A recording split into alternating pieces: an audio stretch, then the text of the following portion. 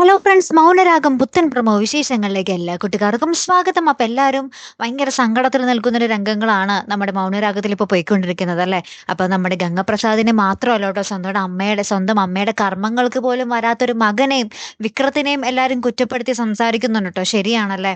അപ്പൊ എന്തായാലും പിന്നീട് നമ്മുടെ പ്രകാശന്റെ ആ ഒരു സങ്കടകരമായിട്ടുള്ള ഒരു വാക്കുകളാട്ടോ. ഞാൻ അവളൊന്ന് സ്നേഹിച്ച് ചേർത്ത് പിടിക്കാൻ തുടങ്ങിയപ്പോ തന്നെ ദൈവം എനിക്ക് അതിനുള്ള ശിക്ഷ തന്നല്ലോ എന്നൊക്കെ പറഞ്ഞിട്ട് ഭയങ്കരമായിട്ട് പൊട്ടിക്കരയുന്നുണ്ടേ. എന്നിട്ട് പറയുന്നുണ്ട്, കല്യാണിക്ക് അവൾ അമ്മ മാത്രമല്ല, അവൾ കാണപ്പെട്ട ഒരു ദൈവമാണ്.